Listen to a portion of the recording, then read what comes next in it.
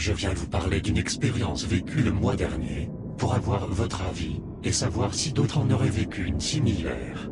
Il était dans les 3 heures du matin quand ça a commencé. Un grattement, à peine audible, mais suffisamment pour ne plus entendre que lui dans la nuit. Un grattement permanent, qui ne semblait pas vouloir s'arrêter, mais dont le rythme n'était jamais le même. Au départ, je ressentais de l'énervement plus que la peur.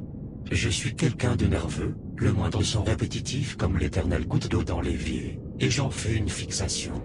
Impossible de me rendormir, avec ce bruit parasite.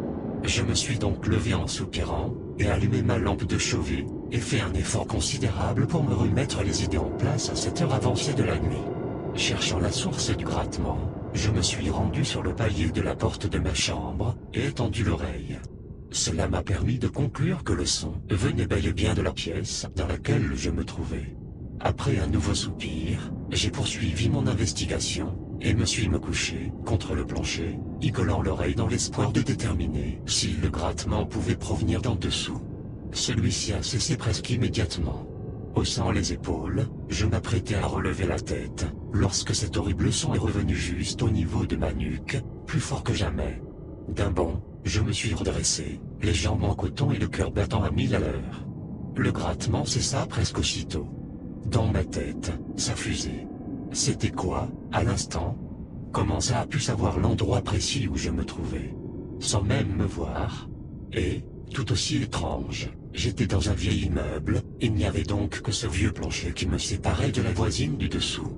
Sauf que la hauteur sous plafond doit dépasser les 2,50 m. Impossible donc qu'elle se mette à gratter son plafond à 3 heures du matin, surtout à 95 ans.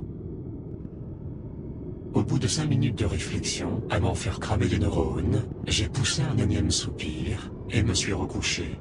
Inutile de vous dire que le sommeil fut dur à retrouver. Le lendemain matin, tout ça n'était presque plus qu'un mauvais souvenir, presque risible. Le jour se passait normalement, et pour tout vous dire, je n'ai plus pensé à cet événement de la journée. Du moins, jusqu'à ce que je franchisse le pas de ma porte.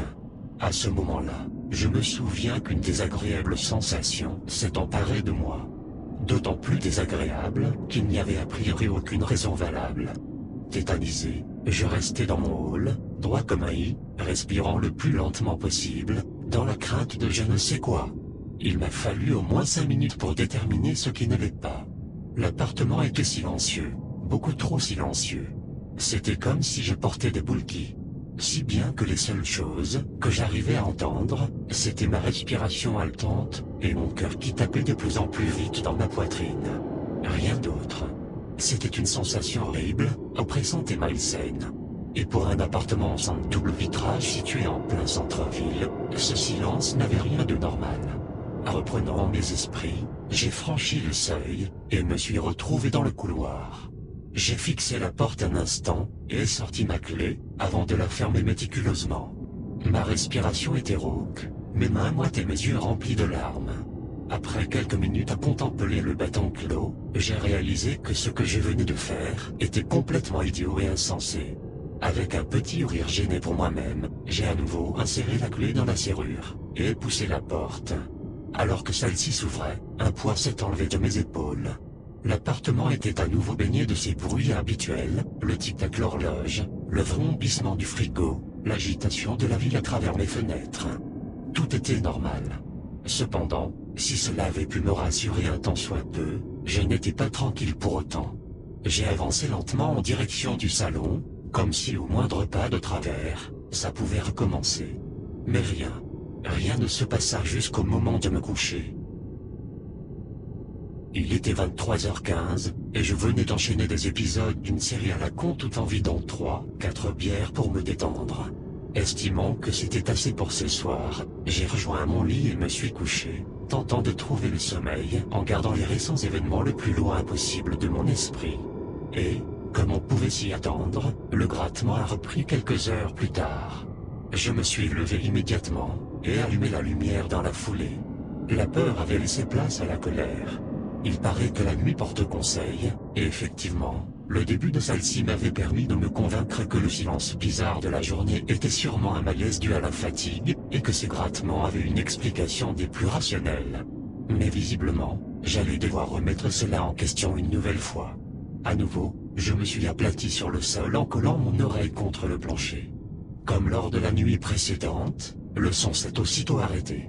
C'est alors que je me suis rendu compte que quelque chose me chatouillait le nez. Je n'ai rien vu sur le moment, alors j'ai passé ma main entre les lattes du plancher. Des cheveux, des putains de cheveux blancs coincés entre les lattes en bois. Lattes en bois qui, je le rappelle, servaient de plafond à la voisine du dessous. Ça n'avait rien d'horrible en soi, mais le malaise que je ressentais à la vue de ces cheveux était atroce. J'essayais de relativiser la chose, mais quand même, je voyais mal comment ils avaient pu se coincer à cet endroit. Comme pour me sortir de ma torpeur, le grattement a repris un peu plus fort.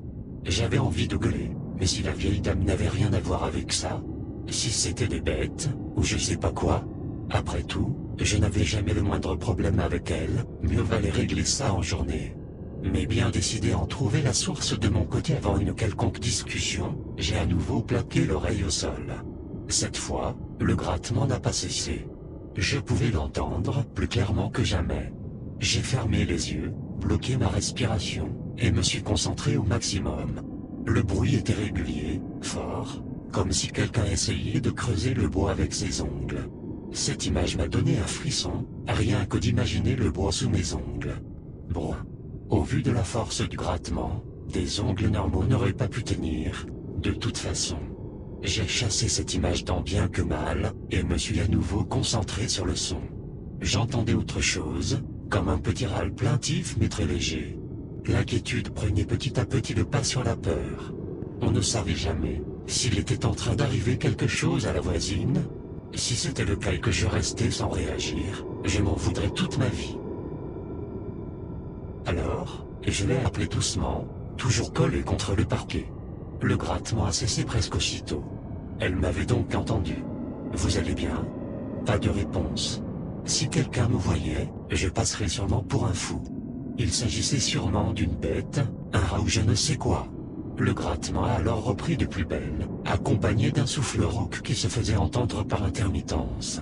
Avant de prendre la décision de descendre voir ce qui se passait vraiment, je me suis déplacé de quelques centimètres à droite, où je sais que de lattes sont un peu espacées, laissant à jour presque 20 cm d'espace sur une bonne longueur. Avec un peu de chance, je verrai quelque chose qui me ferait décider si oui ou non j'allais débouler chez la voisine et la réveiller là à 3 h du matin. J'ai attrapé mon téléphone et allumé le flash et commencé à balayer doucement la zone, collant le plus possible mon œil contre la fente. Le grattement s'est alors intensifié et semblait se rapprocher de moi. C'est alors que mon cœur s'est arraché. Au moment où j'ai déplacé le faisceau vers la source du bruit, je suis tombé sur un œil révulsé, les vaisseaux explosés. Un œil qui me fixait intensément. J'ai poussé un cri en me reculant d'un bond. Ni une ni deux, je suis sorti en trombe dans le hall, dévalant les escaliers de part deux pour voir quel bordel se déroulait dans l'appartement en dessous. Dans un sursaut de bon sens, j'ai d'abord tambouriné chez le gardien en lui criant de venir vite, que c'était une urgence. Sans pouvoir lui expliquer quoi que ce soit, je lui ai hurlé d'ouvrir la porte de la vieille avec son double dès qu'il m'a rejoint. Ce qu'il a fait. Sitôt la porte ouverte, je suis entré en trombe pour me retrouver face à absolument rien. L'appartement était vide. Vide de son occupante, mais aussi de son mobilier. Elle est morte il y a 3 jours, sa famille l'a enterrée avant-hier. Vous pensez trouver quoi là-dedans? Sous le choc, je me contente de secouer la tête et de m'excuser poliment avant de remonter chez moi, désorienté. 3 jours et 3 nuits passèrent sans qu'aucun grattement ne se fasse entendre. Je commençais à mettre tout ça sur le compte de la fatigue. Après tout, j'avais peut-être développé une psychose avec ce bruit, et ça m'avait fait vriller. Du moins, c'est ce que je pensais jusqu'à ce que je descende à la boîte aux lettres, croisant le gardien, blanc comme un linge, en pleine discussion avec la fille de ma vieille voisine, qui était tout aussi livide. L'exhumation du corps avait été demandée après que le gardien du cimetière ait rapporté des bruits de grattement provenant de sa tombe. Il s'avère qu'elle s'était réveillée à l'intérieur et avait gratté et cogné le bois de son cercueil, s'arrachant ongles, cheveux et bouts de crâne dans la bataille. Je n'arrive toujours pas à m'expliquer ce que j'ai vu, ni pourquoi elle s'est manifestée auprès de moi. Mais quelque part, je ne peux pas m'empêcher de ressentir de la culpabilité.